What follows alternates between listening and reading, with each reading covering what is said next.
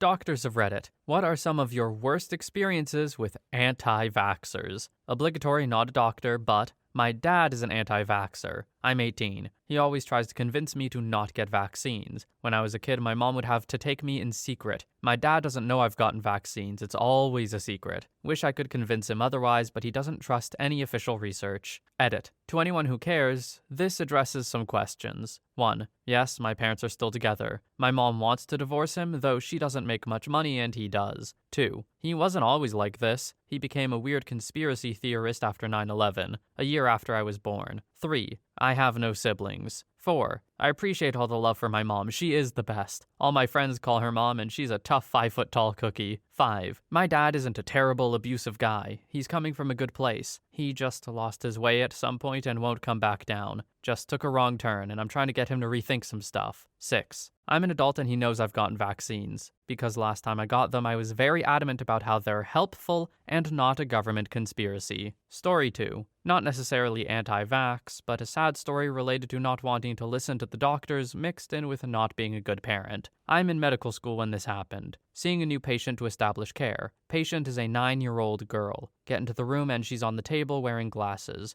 Okay, that's cool. I had glasses at a young age too. Then I notice she has strabismus, is cross-eyed. Talk to the mother to get better history. Turns out she was born with it. Now, there's a relatively easy way to fix this. It involves surgery and then wearing an eye patch. For most people, this fixes the issue and their vision is unaffected. The mother was against the surgery, but when someone finally convinced her that it would help, she got it done. Patient was sent home and mother was given specific instructions. Keep the eye patch on constantly. Guess what? Eye patches aren't exactly comfortable and the kid gets fussy all the time, so the mom decides to not make her wear it. And strabismus returns. By the time I saw her, the patient's vision was terrible and she was almost legally blind. She could read the big E on the eye chart and nothing else, and that was with 1-month-old glasses. She is cross-eyed. I informed the mother they can get the surgery again. It will help prevent her vision from worsening and help with being cross-eyed. Mother says the surgery is cosmetic and the eye patch is too bothersome, so she doesn't want it. This 9-year-old girl is on track to become legally blind in the next couple of years. She will remain cross-eyed for the rest of her life, all because her mother couldn't be a parent and force her to wear an eye patch for a couple of months. Turns out there's other evidence of bad parenting. Kid brushes her teeth maybe once a week because her mother doesn't make her brush her teeth if she doesn't want to. Long story short, if you're a parent, be a freaking parent. I get the whole vibe of gentle parenting, listening to your kids' wants. Sounds great on the surface. Don't do this though, because believe it or not, a fresh new human does not know what's best for them. They do need some level of guidance.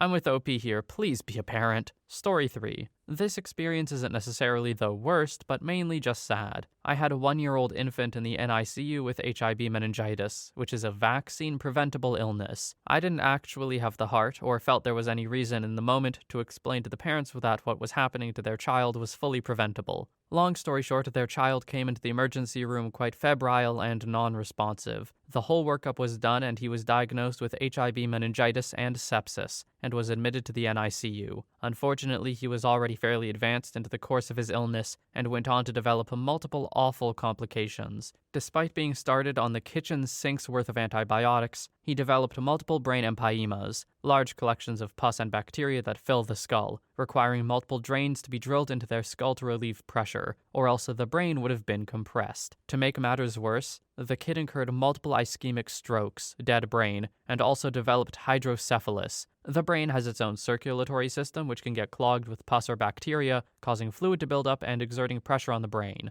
Against all odds, this tiny baby survived the ordeal. You can have your own ethical debate over whether a child that neurologically is compromised should have lived, since they will be so profoundly disabled that they will likely require full-time nursing care and may only live a few more years before dying of pneumonia, but that was the situation. Story 4. I work as a consultant in a palliative care practice. We help families navigate complex and often difficult decisions in acute illness. My worst anti-vaxxer experience was in the critical care unit. Woman in her early 60s and otherwise healthy. She got the flu from grandchild, not vaccinated, and nor was anyone in the family. They said, faith is strong. She was on a ventilator for ARDS, respiratory failure. Then the vent was not enough and she was placed on ECMO, heart-lung bypass. Her kidneys shut down and continuous dialysis was started. She developed a GI bleed from the acute distress, eventually got off ECMO but needed permanent ventilation. Visitors could not comprehend that this was the flu. Her father became an ICU patient after a week of declining to wear a mask. Not sure if his exposure was extended family or the patient. His sister, patient's aunt, also got admitted but stayed out of the ICU. They were 2 of 6 patients in the ICU because of the flu. As I met with extended family and discussed permanent ventilation, feeding tube, long-term dialysis, vent facility placement, lack of consciousness, they kept asking how could we have prevented this. One adamant Google Doc daughter kept spouting debunked autism claims relating to vaccination. I finally looked at her and said, look, your mother isn't dying of autism. Dad was old and went into heart failure and died 2 days later. Patient struggled for a month before becoming septic and dying in full life support. Aunt survived as far as I know. Not sure if that meeting was a come to Jesus moment for the family though. 80,000 dead last year from the flu.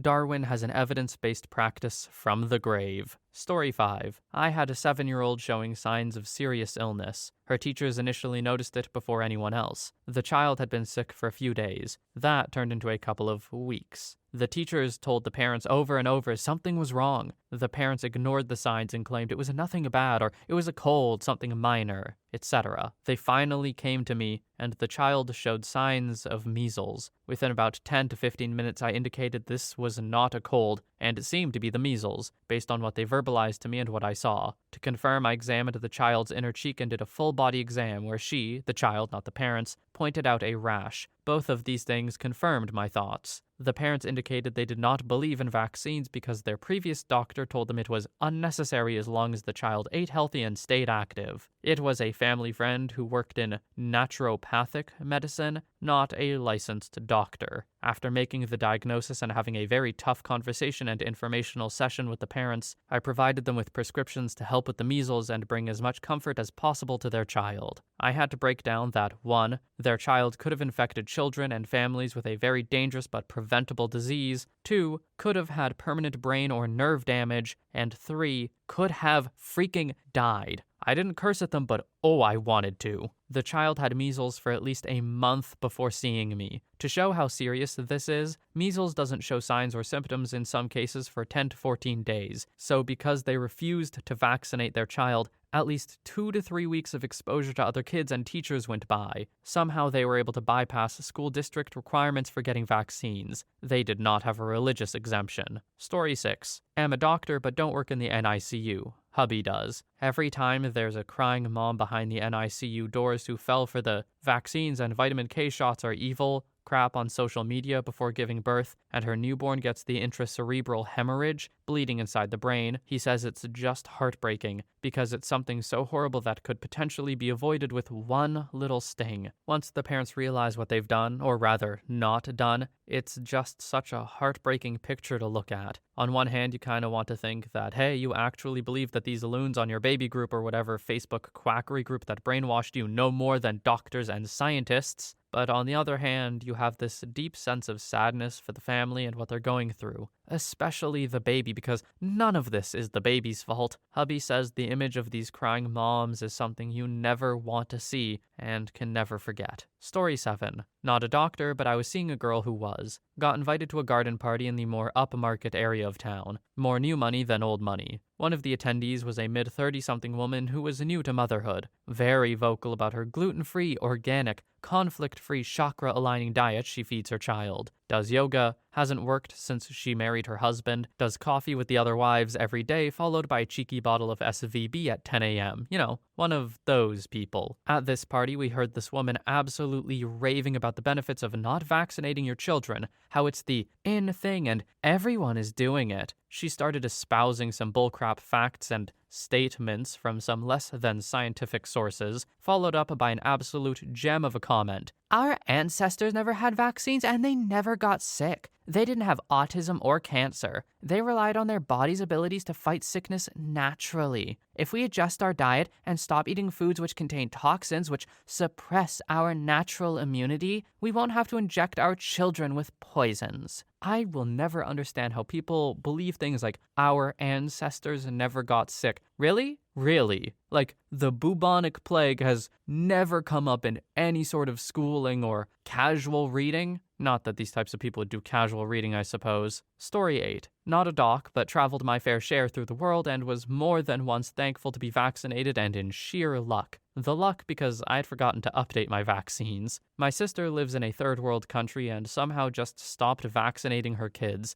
We had several talks about it, but well, if there's a cure for idiocy, let me know. She decided on a surprise visit to see the baby, which resulted in my kids, at that time 6 months and 3 years old, being quarantined for almost 2 weeks, separately of course. The younger one was still breastfed partially, but doctors encouraged to leave him with the nurses and formula. Of course not. It was a bit too early for him to get this vaccination. Doctors wanted to observe the symptoms of the older one. Not to mention, babies can have from none to hypersymptoms or sudden death, or simply things we would not be aware about since they have few options to communicate. The older one was accompanied by his dad, who also wasn't vaccinated, but do you really think you care at this point? Since my last shot was some time ago, and due to the heavy symptoms the firstborn was showing, nurses insisted I would cover up from head to toe, and I mean head to toe. Face mask, rubber gloves, including all-over disinfectant rub after each visit. Now imagine your child being not able to play or jump or have a hug, a simple touch, for you not being allowed to stroke the hair and kiss it while it's in pain and confused with what's happening around him. 5 minutes in there and I gave up, took off that stuff and rocked my baby. You might say I endangered the second child with my decision, but I doubt it. The older one had encountered the first symptoms more than a week before we got to the hospital. The new doc was so naive to believe everybody gets vaccinated in my country since it's for free, so it's simply impossible to encounter these sicknesses. So since the kids spend every day together, both of them would be likely to have the same issues. We even warned the kindergarten just in case, but luckily the baby wasn't sick at all. Now I would rather take some fever, sleepless nights, rashes, and even feeling unwell or vomiting a few times during the year, which there are anyway, or the more children you have, the more constant it would be, than dealing with the aftermath of this horror trip. It shifted things, physically and emotionally, even for the baby. For now, the older one has occasional issues which brought us to the hospital this year about 4 times, but my biggest fear is they might increase. Story 9. Pediatric anesthesiologist here. Last year, a several-week-old or a few-month-old came in for a huge goomba of an infection of the neck. Needed a slash-and-dash ENT procedure under general anesthesia. In pre-op, mom very aggressively informed me the child was not vaccinated and would, quote, sue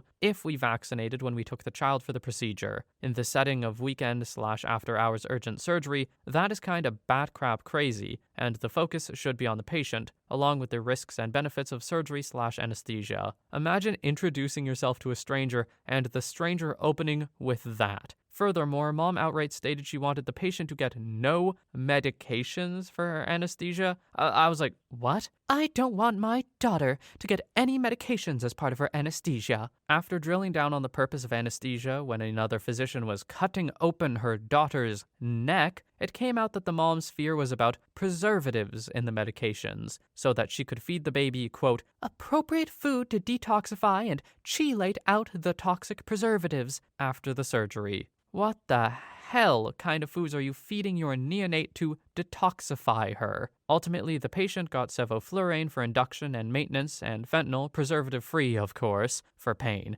And mom was happy with the result. But imagine having to frequently deal with the kind of people that don't care about their child's well-being. It's depressing. I just don't get where people get this kind of stuff, man. If I'm understanding this right, the mother didn't want anesthetic for a surgery on her daughter's neck. Part of me wants to just live in that brain for a moment to see what it feels like, but I'm also just terrified. Story 10. PA here. Got screamed at by pretentious Australian mom irate that her asthmatic daughter was going to be hospitalized for influenza. She was wheezing, had an O2 sat of 91% after 2 duonebs. Mom was ranting about how much better the Australian system was compared to the American system because she never had to pay for anything out of pocket there. However, she didn't believe in vaccinations, thought that the flu shot has mercury in it which was going to murder her child, and didn't give her kid the flu shot which would have reduced the chance of her child getting the flu and decreased the severity of her symptoms had she still gotten it. she was screaming at me about how much the hospitalization was going to cost and saying it was my fault for not being able to fix her kid's lungs at our walk-in clinic.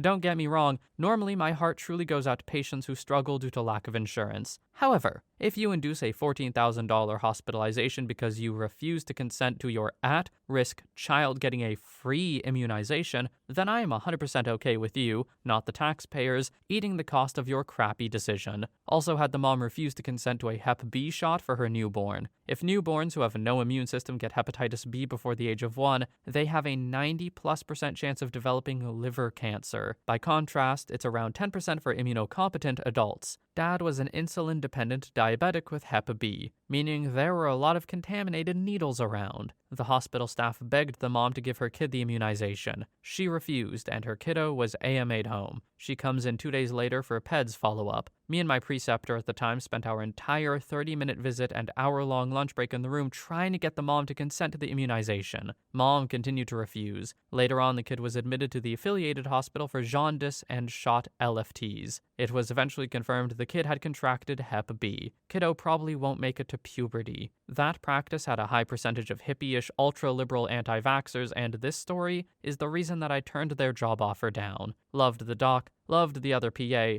enjoyed PEDS, didn't want to work with parents who expected me to keep their kids healthy while still continuing to refuse the best advancement in modern pediatric medicine. Story 11. Actual doctor. General practice here in the UK. I guess that would be a family physician most places. I'm a locum but have been working regularly at one location for 9 months, currently covering maternity leave. The area is poor but mostly white. Despite the massive amount of hysteria I've heard on Reddit, I have never seen someone who is anti-vax in the way I've seen described here. I don't administer childhood vaccinations. That's done almost exclusively in nurse clinics here in the UK, and I have heard patients who are concerned about possible implications / stuff they'd read online, but in every single instance, the nurse persuaded them to have the jab. In fact, as part of our submission of information to the NHS on vaccination rates, we did not have a single refusal recorded on the PMR system, although we had plenty of children who hadn't been brought in despite repeated attempts at contact, so swings and roundabouts. About the only anti-vax sentiment I heard regularly is directed towards the flu vaccine, but that's around it making you feel ill or get the flu afterwards. However, that's a just as common grumble amongst healthcare professionals as well. So, as with a lot of things, I'm not sure if this is a very American problem, or if it's, as usual, something this website has hyped out of all proportion. Story 12. In med school in the early 2000s, I had my first encounter with an anti-vax mom during my rotation through a pediatric clinic. The attending doctor and I had come from hospital rounds reviewing immunocompromised kids being treated for cancer and kids in the pediatric ICU suffering through meningitis, chickenpox, and whooping cough. The vaccine for the first 2 diseases was just newly out / in clinical trials, so we'd been talking in rounds about how we hope for rarely seeing kids sick with these diseases in the future. The whooping cough patient was likely immunocompromised from other issues. We'd spend the mornings in the hospital wards and afternoons holding appointments in clinic. This was at Stanford Hospital, so we had parents coming from all around the San Francisco area, California, to get, as this mom said, the very best care they could for their children. Unfortunately, this area also had, and still has, a huge anti-vax community. The explosion of wealthy suburbia around Silicon Valley at the time and popularity of natural treatments in San Francisco, Marin, and Napa Valley seemed to create an ideal environment for the anti-vax crazy to really take off. The first parent in the clinic was a mom who was there for a required medical exam prior to the child starting kindergarten. If I remember correctly, she was from Napa and had driven down to Stanford, 1 to 2 hours with the normal traffic, to get the very best care for her child. During the exam, the mom bragged about giving her child the very best care from her trip to Stanford, true, great doctors and hospitals, to feeding him only the freshest, all-natural foods purchased from the farmer's market, excellent choice if you have the money, to never, ever exposing him to dangerous chemicals? I mean, of course that sounds good, but uh-oh. We reached at this point in the conversation about the time when we ordered the vaccines. Mom flipped. Doctor and I spent at least half an hour during this 10-minute well check. Appointments are sadly always too short on time, taking this otherwise well-educated woman through all the science behind vaccines, as well as the excellent save immunocompromised kids argument. We focused on how vaccines are the very best care. It was like talking to a brick wall. She stared at us like we were going insane and ended up threatening to go to the head of Stanford over the horrible treatment we had given her by badgering her to get her child vaccinated. The attending doctor ended up silently staring at her for what felt like several minutes, then told her to get out of her clinic and not return until she was ready to save her child from deadly illness. Mom walked out in shock. I have no idea whether this mom ever returned. Med students only rotated through specific clinics for a month or two. I just hope that we had some positive effect on her eventually. I now teach an undergrad class on brain disorders and add in pro-vaccine discussions whenever possible. My attempt at early-ish brainwashing with science, just in case my students grew up with anti-vaccine propaganda. I can just imagine that uh-oh moment. She's listing all these things and you're like, sure, sounds good, sounds healthy. Hold on, what do you mean by dangerous chemicals? OP, Godspeed you. Having to deal with people like this is unimaginable for me, really. And hopefully you're convincing some younger minds in your classes too. Keep up the good work. Anyway, that is the last story for today. Thank you so much for watching. I hope you have a wonderful day or night wherever you are, and I will see you in the next one.